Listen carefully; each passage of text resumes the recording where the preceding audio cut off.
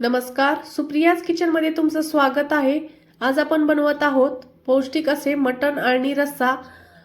याला आपण मटणाचे सूप ही म्हणू शकतो। तर आता एक पॅन घेऊन त्यामध्ये एक कांदा घालून घ्यायचा आहे आणि नंतर त्यामध्ये एक चमचा तेल घालून घ्यायचा आहे।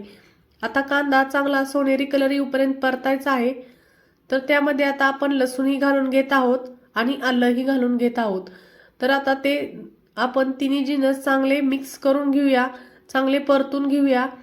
यांचा चांगला कलर चेंज होईपर्यंत आपण त्यांना परतायचं आहे आणि नंतर आपण त्याला काढून घेणार आहोत।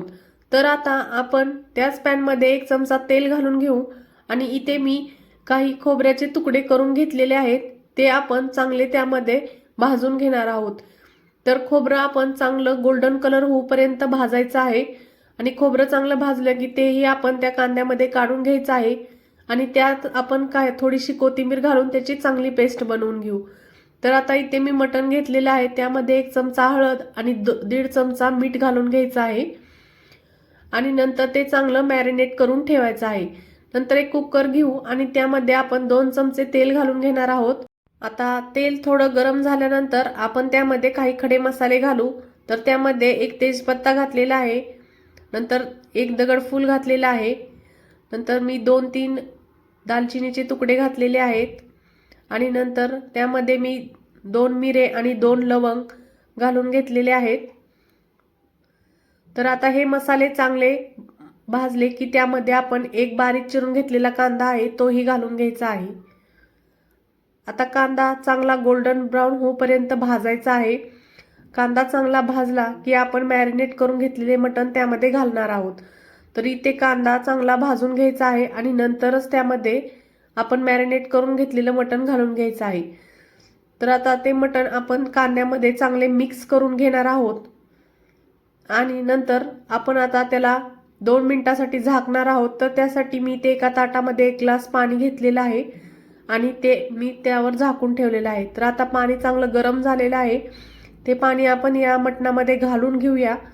तर आता हे सर्व आपण चांगलं मिक्स करून घेणार आहोत आणि नंतर त्याला आपण थोडीशी उकळी फुटू देणार आहोत।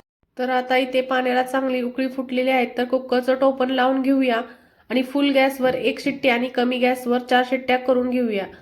तर बघा आता इथे आपलं मटण चांगलं शिजलेलं आहे।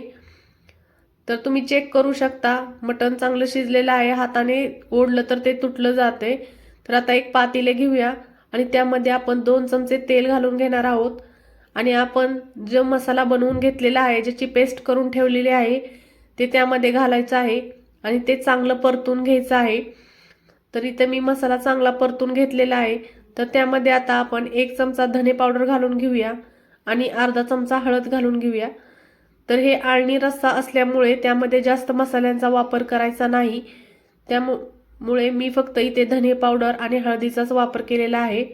तर आता आपण त्यामध्ये आपण बनवून घेतलेल्या मटणाचा स्टॉक घालून घेणार आहोत आणि तो मसाल्यांमध्ये चांगला मिक्स करून घेऊया आणि थोडंसं ते घट्ट झालेलं आहे, तर आपण त्यामध्ये थोडंसं गरम पाणी घालून घेऊया आणि आता आपण रस्स्याला चांगली उकळी फुटू देऊया।